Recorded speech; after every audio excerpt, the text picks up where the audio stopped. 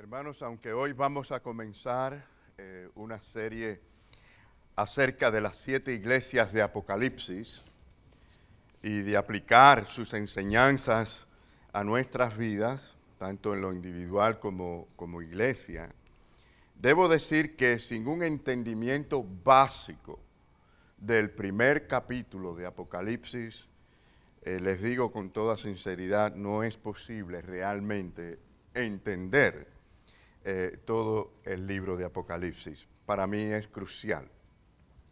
Es más, creo que para entender todo el libro de manera apropiada se debe comenzar por entender los primeros 3 versículos de Apocalipsis. Es más, creo que para entender todo el libro de manera apropiada se debe comenzar por entender los primeros 3 versículos de Apocalipsis y luego el resto del capítulo 1.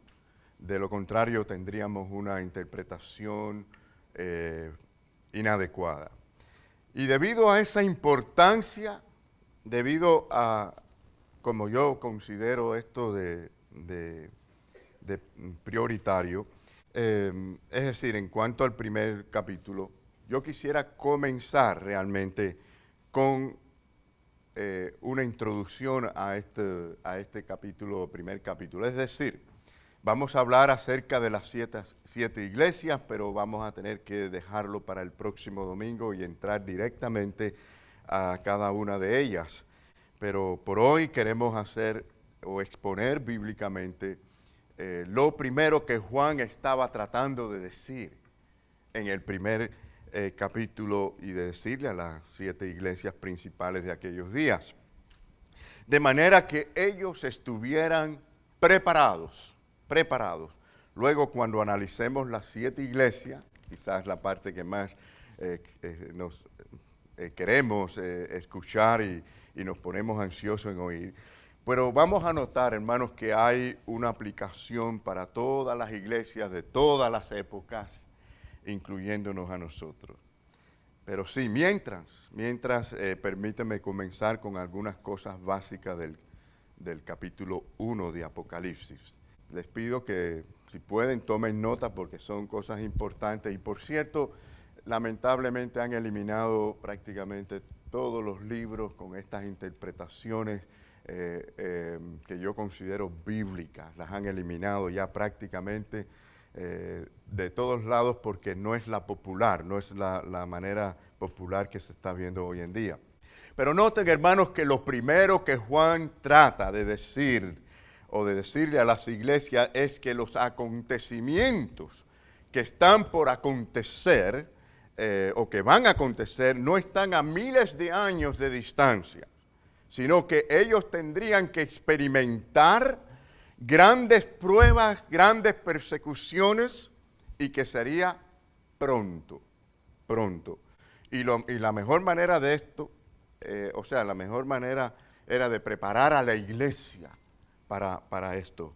Es decir, comenzaba por enseñarle a la iglesia a evaluarse a sí mismo. Es decir, y tenemos que evaluarnos a nosotros mismos en estos tiempos igualmente, pero había que evaluarse espiritualmente, doctrinalmente, relacionalmente, para que se arrepintieran y fueran según el llamado de Dios.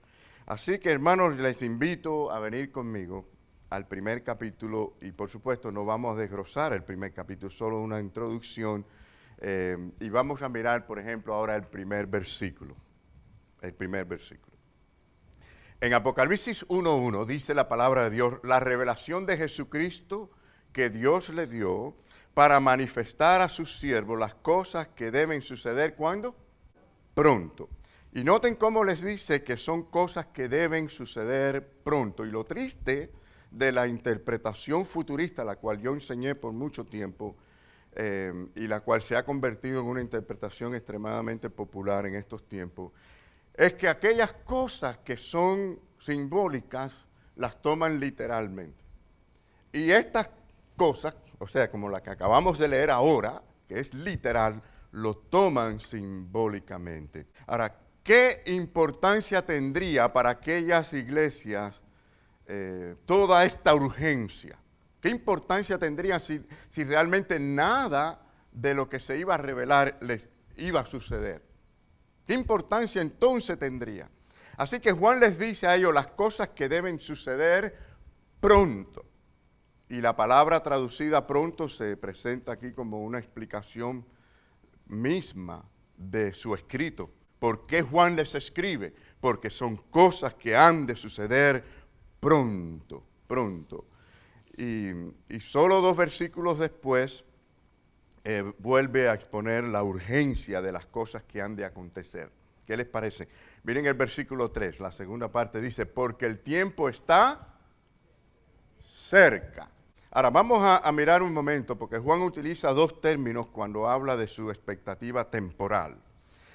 La palabra pronto, que aparece en Apocalipsis 1.1, en el griego aparece aquí como dikaio en takei. Y en Apocalipsis 1.3, cerca, en endos. Son palabras muy importantes, eran palabras muy familiares, muy conocidas de aquellos tiempos. Y lo que Juan estaba tratando de decirle a su audiencia, o sea, a las 7 iglesias de Asia Menor, es que entendieran que el mensaje era extremadamente urgente. Era urgente y que había una eminente cercanía de los eventos. A la vez estaba llamando la atención para que escucharan el mensaje. Con el fin de que ellos se evaluaran espiritualmente, que estuvieran preparados en conocimiento, en doctrina, que tuvieran madurez espiritual, que crecieran en la fe, que fueran firmes en la fe en el Señor, y de manera que estuvieran preparados. Así que vamos a volver un momento a la palabra que Juan usa en estos versículos. La palabra dikaio en takei, que es la palabra que tenemos como cerca. Fíjense, hoy es un poco educativo y esto es importante. Después nos vamos a mover la semana que viene hacia las iglesias, pero creo que es de suma importancia que nosotros entendamos estos versículos. Como les dije anteriormente, para mí, si no se entiende el capítulo 1 de Apocalipsis, no se entiende el resto del libro. Pero esta palabra significa rapidez, aceleración, velocidad. Qué interesante, ¿verdad? Que Juan les dijera a ellos que esto era con rapidez, con aceleración, con velocidad. Y de hecho, Juan les estaba diciendo a ellos, bueno, vamos a ver las 2 palabras, porque son realmente 3 componentes. Pero, por ejemplo, dikaio quiere decir precisamente, justamente. O sea que cuando Juan les estaba hablando, les estaba diciendo justamente, precisamente, con velocidad, le estaba diciendo a las iglesias. De hecho, les decía, los asuntos que les voy a revelar en este libro es para ustedes y van a suceder muy, pero muy pronto. Justamente les viene encima con velocidad. Oigan bien y estén preparados. Y este término pronto también aparece más adelante en Apocalipsis. Él lo sigue diciendo, por ejemplo, en el capítulo 2, capítulo 3 y en el cierre del libro. Ahora, piensa esto. ¿De qué otra manera Juan hubiera declarado? ¿De qué otra manera? Piense usted. ¿De qué otra manera Juan hubiera declarado aquellas cosas que estaban por ocurrirle a aquella generación, a aquella iglesia especialmente? Y que el tiempo estaba cerca. Él utiliza 2 de las palabras más comunes, claras, familiares, que expresan la proximidad temporal. Juan no solo les estaba escribiendo a las iglesias de hoy en el sentido de que sí, Cristo está por venir, por supuesto. No solamente nos estaba diciendo a nosotros un mensaje que tenemos que aplicar, que aprendemos de Apocalipsis, al igual que aquellas iglesias, pero sí les estaba hablando a aquellas iglesias que ya estaban sufriendo persecución y que sería peor lo que les vendría encima. Y esto lo vemos en Apocalipsis 1.9 cuando él dice, yo Juan, vuestro hermano y copartícipe dice, vuestro en tribulación. O sea que ya estaban en la tribulación. Estaba en la isla llamada Pasmo por causa de la palabra de Dios y el testimonio de Jesucristo. Así que estaba sufriendo ya persecución, estaba preso y estaba escribiendo. De hecho, a través de toda la revelación de Apocalipsis, discernimos que hay un énfasis en los mártires. Fíjense que es interesante, muy en acorde con la tribulación y con la perseverancia que ellos tuvieron que tener. Esto lo vemos en el segundo capítulo, tercer capítulo, en el capítulo 6, 11, capítulo 12, 13, capítulo 17, 18, 19, 20, por todas partes. Entonces estas personas, mis queridos hermanos, estaban sufriendo gravemente, estaban sufriendo persecuciones. Por ejemplo, en el capítulo 6 nos enteramos allí de la bendición de Dios para aquellos que realmente habían sido asesinados por la fe. Y miren lo que dice Apocalipsis 6, 9 al 11. Cuando abrió el quinto sello, vi bajo el altar las almas de los que habían sido muertos por causa de la palabra de Dios y por el testimonio que tenían. Y clamaban a gran voz diciendo: ¿hasta cuándo, Señor, santo y verdadero, no juzgas y vengas nuestra sangre en los que moran en la tierra? Y se les dieron vestiduras blancas, dice, y se les dijo que descansasen todavía un poco de tiempo hasta que se completara el número de sus consiervos y sus hermanos que también habían de ser muertos con ellos. Así que no era fácil lo que había que decirle, pero era importante y era de urgencia. Ahora, fíjense, hermanos, se estaba burlando Juan de estos hombres y mujeres creyentes que se encontraban bajo esa prueba horrenda. Se estaba burlando de ellos usando términos familiares, términos tan claros como esto, hablando de la cercanía del tiempo. Por supuesto que no. Por supuesto que no. Él estaba ministrándoles, guiándoles a ser fieles, a mantener la fe, porque la victoria ya había sido dada. El mensaje introductorio es que el tiempo está cerca. El tiempo está cerca. Y claro que este no es un mensaje simbólico aquí. Este es el problema que yo tengo con aquellos que toman lo que es literal simbólico y viceversa. Lo que es simbólico lo quieren tomar literal. Y no hay nada aquí de simbólico, es totalmente literal. Juan no solo se emplea dos términos muy comunes y claros, como les dije, en cuanto a la cercanía, sino que los coloca tanto en su apertura como en la clausura o en la conclusión del libro. Miren, los estudiosos reconocen una relación tremenda entre Apocalipsis y Daniel en cuanto a, o sea, la literatura, la forma en que se expresa, o sea, la revelación. Daniel fue, vamos a decir, lo que encontramos allí es como si fuera una fuente de imaginación de Juan o del pensamiento de Juan en sus escritos. Y en cada uno de estos libros aparece un ángel para el escritor. Y curiosamente usa un lenguaje muy similar. Es decir, el ángel instruye a Juan a una acción exactamente contraria a la que le dice a Daniel que haga. Esto es interesante o muy importante también, hermanos, porque a uno se le dice que cierre el libro y a otro se le dice que lo abra.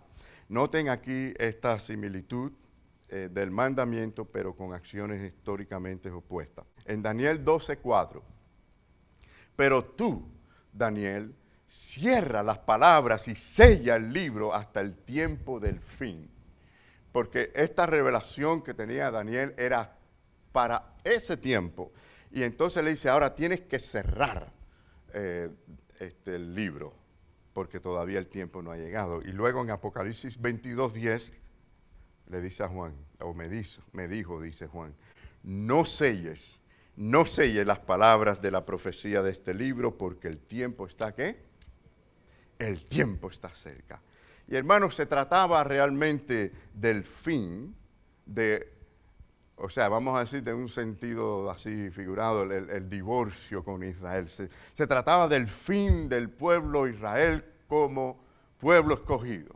Y era el comienzo del pueblo de Dios, judíos, griegos, gentiles, es decir, de todas las nacionalidades, la iglesia de Cristo, la nueva era. Ahora, Daniel vio varios cientos de años antes que Juan, y dice el ángel que sellara el libro. Y mucho tiempo después en la historia, de una manera muy parecida, el ángel le instruye a Juan que el tiempo ya está cerca. Ahora, ¿qué podría ser más claro, hermanos? Pensemos por un momento, analicemos. Las expectativas de Daniel eran a largo plazo, las de Juan eran a corto plazo.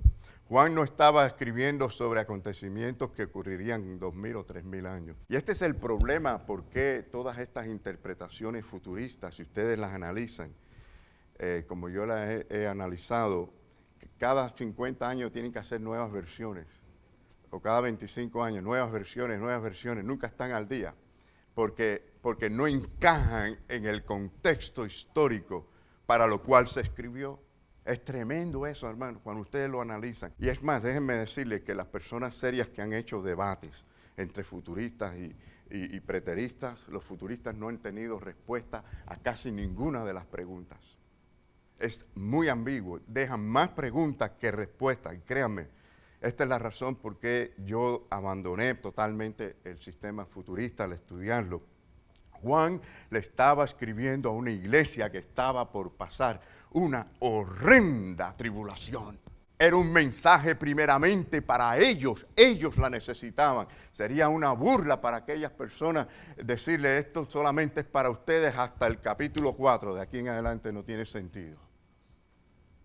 Les estaba hablando, sí, era futurista en un sentido, lo era, pero para aquella generación. Lo vamos a probar en la forma breve que tenemos por delante y que nos queda de esta mañana.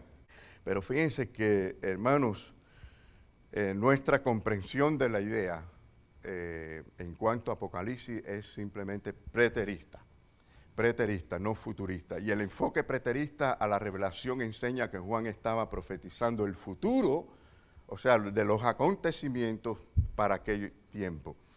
Por supuesto, esto no quiere decir que no hayan cosas similares que vayan a ocurrir en estos tiempos, porque muchas cosas se repiten y serán muy parecidas. Pero quiero que miren conmigo en Apocalipsis 1:7, porque puede ser un versículo que alguien use para decir que hay algo mal con esta interpretación, y vamos a explicarlo. El mismo versículo lo explica, pero vamos a buscar el contexto y vamos a buscar el uso de este término, incluso desde el Antiguo Testamento, porque dice aquí en el versículo 7, he aquí viene en las nubes, y todo ojo lo verá, y los que le traspasaron, es decir, aquellos que crucificaron al Señor, dice, y todos los que le traspasaron, y todos los linajes de la tierra harán lamentación por él, sí, amén. Bueno, la primera parte habla del Señor viniendo en una nube, y la segunda de que aquella generación que crucificó a Cristo lo van a ver venir. Ahora, lo que causa confusión es que nosotros sabemos que Cristo va a venir en una nube. Por ejemplo, en Hechos capítulo 1 lo dice, en 1 Tesalonicenses 4, en 2 de Tesalonicenses 1, habla de que Cristo va a venir en una nube. Ahora, si interpretamos Apocalipsis 1:7 como si fuera ya la última venida, entonces tendríamos que interpretar todo el libro de manera literal, ¿no? El libro literalmente de aquello que es simbólico. Entendiendo que Juan usa una envoltura muy hebrea, especialmente a partir del capítulo 4, especialmente, o sea, después de que le habla a las iglesias, y entendiendo que usa los términos del Antiguo Testamento, podemos incluso ir al Antiguo Testamento y ver el uso de esta expresión de venir en las nubes para algo que está cerca.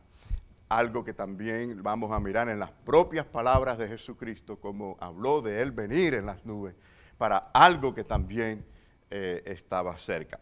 Vamos a Isaías 19:1. Este es un ejemplo, ¿no? En Isaías vemos que hay una profecía que Dios le dice al pueblo que va a venir en una nube. Esto es un juicio contra Egipto. Dice, profecía sobre Egipto. He aquí que Jehová monta sobre una ligera nube y entrará en Egipto, y los ídolos de Egipto temblarán delante de él.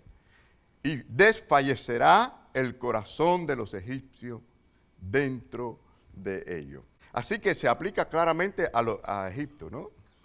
Sin duda. Pero está claramente que dice que el Señor está por llegar a Egipto. O sea, viene en este sentido con una nube. Ahora, lo interesante es que no hay un intérprete que diga que esto era literal y que esto ocurriría miles de años después o que ocurrió miles de años después, sino todos están en acuerdo que fue un juicio cercano, temporal y que era simbólico. Así que se aplica claramente a Egipto, ¿no? Sin duda. Pero está claramente que dice que el Señor está por llegar a Egipto. O sea, viene en este sentido con una nube. Ahora, lo interesante es que no hay un intérprete que diga que esto era literal y que esto ocurriría miles de años después o que ocurrió miles de años después, sino todos están en acuerdo que fue un juicio cercano, temporal y que era simbólico. Y vemos esta misma idea en las palabras del propio Jesucristo. En Mateo 26, el Señor Jesús utiliza este lenguaje en el discurso de su juicio contra Israel. El Señor lo expresó en diferentes lugares. Yo les voy a mostrar en Mateo 26, en el versículo 62 al 64, donde dice: y levantándose el sumo sacerdote le dijo: ¿no respondes nada? ¿Qué testifican estos contra ti? Mas Jesús callaba. Entonces el sumo sacerdote le dijo: te conjuro por el Dios viviente, que nos diga si eres tú el Cristo, el Hijo de Dios. Jesús le dijo: tú lo has dicho, y además os digo que desde ahora veréis al Hijo del Hombre. Miren cómo dice: desde ahora veréis al Hijo del Hombre, ¿cómo? Sentado a la diestra del poder de Dios, ¿y qué más? Y viniendo en las nubes del cielo. O sea que notamos que el versículo 64 habla de que iban a ver al Hijo del Hombre sentado a la diestra y a la vez lo iban a ver viniendo en las nubes. Y fíjense que todo esto lo vemos en Mateo 24, cuando leemos todo esto. Y lo interesante es que habla de dos venidas a la vez. De esa venida que está cercana y luego al final habla de esa última final venida, como si dejara en el medio toda la era esta que nosotros estamos viviendo. Y fíjense que dice el versículo de Mateo 24, 34, que no pasará esta generación sin que todo esto acontezca. Cuando expresa todas estas cosas que van a suceder, que son extraordinarias, la gente no quiere tomar literalmente lo que es literal. Pero dice allí la palabra con toda claridad que la generación aquella no pasaría antes que todas esas cosas acontecieran. Y sabemos, hermanos, que en el año 70 hubo este terrible, masivo ataque a Jerusalén. Millares y millares de judíos murieron. Aplanaron a Jerusalén de una manera que algunos dijeron que si alguien venía por ahí no podía creer que hubo civilización alguna. Y eso es lo que estamos viendo. Vimos la primera parte de este versículo de Apocalipsis 1:7. La segunda parte habla de que todos aquellos que le traspasaron, que le crucificaron, iban a experimentar esta realidad. Y así fue. Recuerden, hermanos, que ellos gritaron cuando querían crucificar al Señor. Recuerdan que ellos dijeron que la sangre de Cristo les cayera encima. Dice que su sangre caiga sobre nosotros. Así mismo fue. Por lo tanto, significa que es una venida de juicio contra Jerusalén por despreciar. El pueblo judío despreció no solamente a todos los profetas y los mataron, sino llegó a su último y más sublime y perfecta revelación, el propio Mesías, el Hijo de Dios, y también lo mataron. Ya no quedaba más nada por dar. ¿Qué más se le podía dar al pueblo judío? Y el problema también, hermanos, aunque no quiero entrar ahora en profundidad en cuanto a esto, pero el problema que hay también con el sistema futurista es que quiere seguir creyendo que hay dos pueblos, el pueblo de Israel, y hay como una obsesión con el pueblo de Israel como pueblo de Dios y la iglesia a la misma vez. Créanme, hermanos, hay un solo pueblo de Dios. Hay un solo pueblo de Dios, los que están en Cristo Jesús. los que están en Cristo Jesús, no importa de qué nacionalidad. Y entonces vemos esta diferencia. Yo creo que es extremadamente importante que empezamos a estudiar y a analizar estas cosas, que quizás para algunos sea algo nuevo.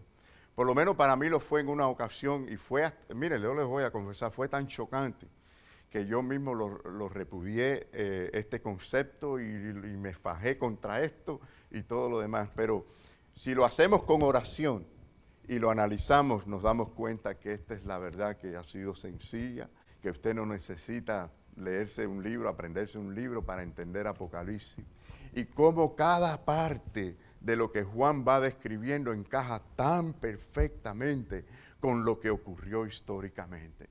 Es algo extraordinario la revelación. Es más, esto prueba cuán perfecta es la revelación de Dios. Cómo Dios dice las cosas exactas y no falla con su palabra. En cambio, los futuristas de hoy tienen que sacar nuevas versiones constantemente porque se guían por los eventos que están ocurriendo en estos tiempos. Tristemente, esto es lo que ha ocurrido. Yo estoy viendo ahora una ola que está volviendo, así como en cuanto a la reforma, la doctrina reformada, muchos volviendo a esta realidad. Veo también mucha gente ahora volviendo, gente que ya está decepcionada con este concepto futurista, están volviendo a estas interpretaciones más antiguas que estuvieron por tanto tiempo. Hermanos, bueno, dicho todo esto, la iglesia tenía que estar preparada, hermanos. Este es el asunto. Y si alguno me dice, bueno, pastor, ¿va a ocurrir algunas cosas así, parecidas? Yo creo que sí. ¿Por qué no? El hombre repite la historia. La maldad de los gobiernos, cómo están las cosas que se están viendo. Se repite, en un sentido, se repiten las cosas de cierta manera. ¿No están persiguiendo a la iglesia del Señor en tantas partes y constantemente? Es más, la persecución nunca ha cesado. Y yo creo que ya estamos viendo estas cosas, creo que muchas cosas similares ocurrirán en los últimos tiempos, pero de cualquier manera, hermanos, el mensaje a las iglesias son aplicables, a las iglesias de todos los tiempos y a nosotros. Ahora vamos a una parte que quizás nos interese hasta aún más, y es comprendiendo la realidad de una guerra espiritual. Vamos a Mateo 24. Vamos a ver qué dice en Mateo 24 y vamos a ver los versículos 37 al 39, porque se describe dos venidas. Claro, ya les expliqué, no vamos a desglosar esto, y esta es la parte que causa confusión, porque el Señor habla de dos venidas. Esta venida en cuanto al juicio para Jerusalén y para los judíos, y la venida final, por supuesto. Pero lo que quiero aquí que ustedes vean es cómo hay una condición espiritual. Hay una condición espiritual que describía a la cultura griega romana en cuanto a lo moral y espiritual, que también la estamos viendo hoy en día. Y es tremendo eso. Vamos a leerlo, hermanos. Dice, mas como en los días de Noé, dice, así será la venida del Hijo del Hombre. Porque como en los días antes del diluvio estaban, ¿qué? ¿Qué hacían la gente? ¿De qué se preocupaban? Dice, comían, bebían, dice, casándose y dándose en casamiento. Es decir, estaban enfocados en ser felices en este mundo, en disfrutar la vida en este mundo, hasta el día en que Noé entró en el arca. Dice, y no entendieron hasta, esto es algo interesante, porque esto quiere decir que entendieron cuando les cayó el diluvio y vieron en la situación, entendieron, ya tarde, ¿no? Entendieron. Y no entendieron hasta que vino el diluvio y se los llevó a todos. ¿Y qué dice? Y así será también la venida del Hijo del Hombre. Hermano, yo no sé si usted sabía esto, pero estamos ya viendo estas cosas en estos tiempos. Ustedes no han visto, o sea, ustedes sí han visto lo que se ve en las redes sociales hoy en día. Cuando yo miro, y no estoy cayéndole encima a las redes sociales, si las sabemos usar para el bien, para la gloria del Señor, para servir, esto es bueno. Pero cuando vamos allí, lo que veo es como la gente exponen lo que comen, exponen lo que toman, exponen toda la manera en que ellos se divierten, lo felices que son. exponen las cosas materiales. Es tremendo esto. Vemos como una pasión, un amor por las cosas de este mundo. Y saben, en los días de Noé, ¿cuál era la preocupación de la gente en los días de Noé? Ser feliz en este mundo, eso era lo que más querían. Es decir, lo menos que le importaba a la gente era la condición espiritual. Y ahí es donde yo veo el problema, hermanos. Aquí es donde yo estoy viendo el problema, que la gente no está muy preocupada por las cosas de Dios. ¿Qué es lo que te motiva? ¿Qué es lo que está motivando a la gente hoy en día? Yo veo que a la gente les motiva las cosas materiales, las casas, los carros, la riqueza, la ropa, los paseos, las diversiones, las fiestas, todas estas cosas les motivan a la gente. En cambio, la pregunta es, ¿te motiva igualmente? Cuando vas a comprar un carro, uno se siente motivado, la gente se emociona y buscan todos los carros que se parezcan a lo que uno quiere comprar y está motivado y si tiene que levantarse más temprano, si tiene que sacrificar algo, va corriendo al dealer. No es así. Igual con la casa, con la misma deseo, con la misma pasión. Ahora, ¿lo hacemos para el Señor así? Tenemos esa pasión, ese deseo por ir a oración, tenemos ese deseo para ir a adorar al Señor el domingo, nos preparamos para servir al Señor, hacemos lo mismo para dar nuestros diezmos, nuestras ofrendas. ¿Qué clase de mundo estamos viendo hoy en día? ¿Qué clase de cristianos somos realmente? Es la pregunta que tenemos que hacernos, porque yo estoy viendo muchas cosas parecidas a las que se veían en la época de Noé. Mire qué tiempo ha pasado, ¿no? El hombre es pecador y el pecado le aleja de Dios. Y si no tenemos cuidado, por mucho que vengamos a la iglesia, de nada nos sirve si nuestro corazón está amando las cosas de este mundo. Alguien una vez dijo, si le miran la cuenta bancaria a alguien, vamos a saber dónde está su corazón. ¿En qué gasta, en qué invierte la gente mayormente? Sí, sabemos que hay que comprar ropa, hay que comprar comida, pero ¿qué cantidad de ropa, por ejemplo? ¿Qué cantidad de cosas materiales? ¿Dónde está nuestro enfoque realmente? La gente está mirando y deseando lo material, lo material, lo material, lo material, en todas partes. Bueno, esto no es nada nuevo. La Biblia dice que la raíz de todos los males, y por algo lo dice, la raíz de todos los males, vaya a buscar dónde está. ¿Qué dice que es? A la riqueza ahí está. Pero no pensamos en darle al Señor nuestros tiempos, nuestra adoración, nuestro servicio, lo que tengamos que darle, con amor, con pasión, con dedicación, mirando hacia donde vamos nosotros. Hablan de amar y de servir a Dios, pero Dios sabe que no es verdad. Dios sabe que no le amamos. Dios ve el corazón. Y aunque los creyentes de hoy, hermanos, podemos decir en esta zona, en este lugar, en esta parte del mundo, disfrutan bastante de lo que es de cierta seguridad, porque si ustedes miran alrededor del mundo, las cosas son distintas. Pero aún así, hermanos, así como Satanás atacó a la iglesia primitiva, como podemos ver a la luz de todo Apocalipsis, hermanos, sigue atacando y busca engañar. No dice que engaña, pero hace un esfuerzo continuo de engañar aún a los escogidos. Y Satanás está atacando a la iglesia de hoy. Y quiere entretener, quiere desanimar a los creyentes, quiere quitarle el enfoque, quiere cambiarle las prioridades para que verdaderamente no amemos al Señor. Y esta realidad de guerra espiritual, hermanos, es lo que vemos allí en Apocalipsis, cuando se le habla a las iglesias, se expone esta realidad, esta lucha, esta batalla, cuando le hablan a las iglesias, y vamos a ver la iglesia de Éfeso, Esmirna, Pérgamo, la iglesia de Tiatira, Sardis, Filadelfia, la Odisea.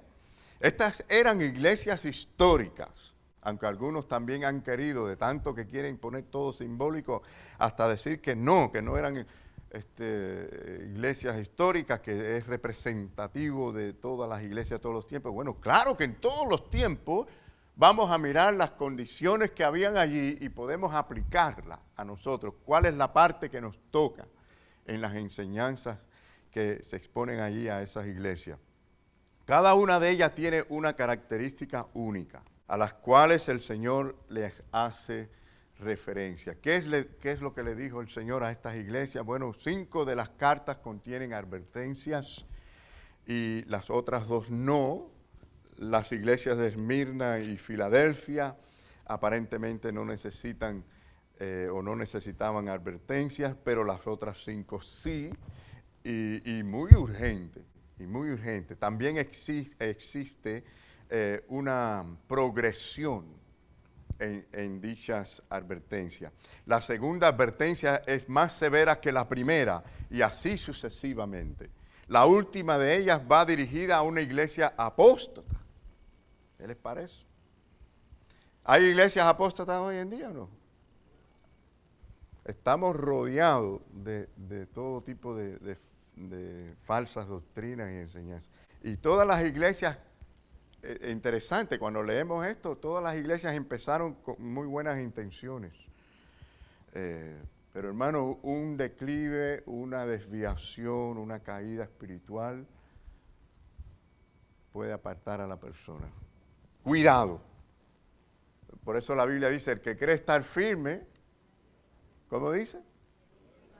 Mire que no caiga. Mire que no caiga. No se cree estar firme porque usted conoce un poquito de Biblia. No se cree estar firme porque usted cree que tiene la doctrina correcta. No se cree estar firme porque usted va a la iglesia todos los domingos. No crea estar firme. Piense que usted necesita cada vez más firmeza. Esta es la idea, este es el contexto. Al no creer que estoy firme es porque necesito firmeza. Y la tengo que buscar constantemente en el Señor y en su palabra.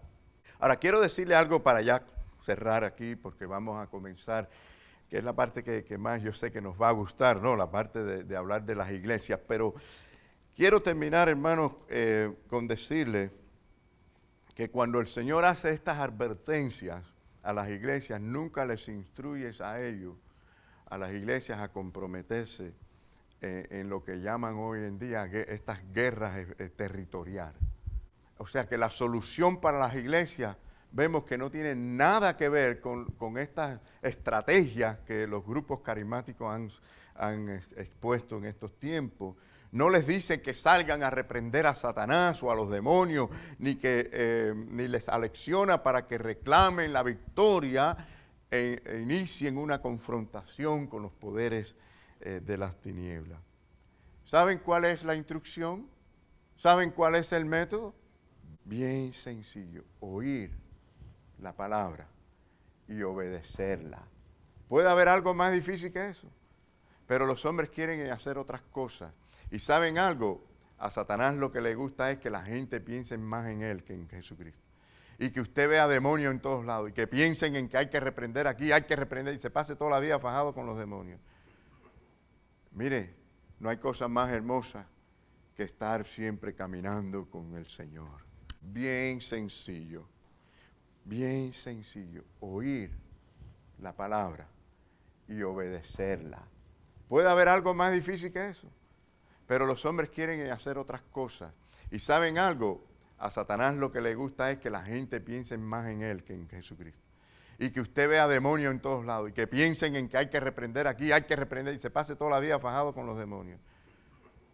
Mire, no hay cosa más hermosa que estar siempre caminando con el Señor. Este es el mejor ejercicio para todo cristiano. Caminar con Dios, pensar y ver su gloria cada día. Porque esto es un privilegio que nosotros tenemos. Tenemos a Jesucristo para que seamos la sal y la luz del mundo. Mis queridos hermanos, enfoquemos nuestra mirada hacia donde debemos. Porque si verdaderamente somos de Cristo, tenemos todos los recursos. No falta nada, créanme, nada falta. A veces oímos a los cristianos pedirle a Dios que le dé poder.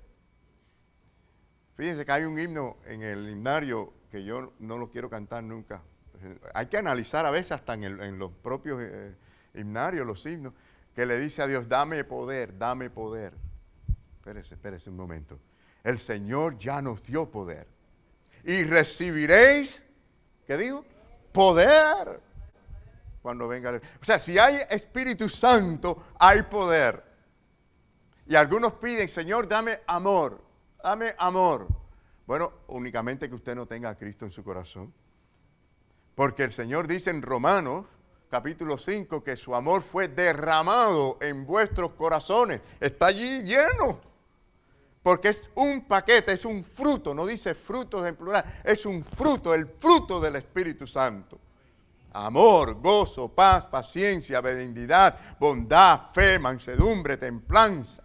Contra tales cosas no hay ley. Ahí está el poder del cristiano. Pero lo tenemos. Así que viva como lo que somos, hijos del Rey, que tenemos todos los recursos, toda la bendición que el Señor nos ha dado. En lo que tenemos que enfocarnos bien hacia las cosas de Él. Bien, hermanos, que el Señor nos bendiga en esta mañana.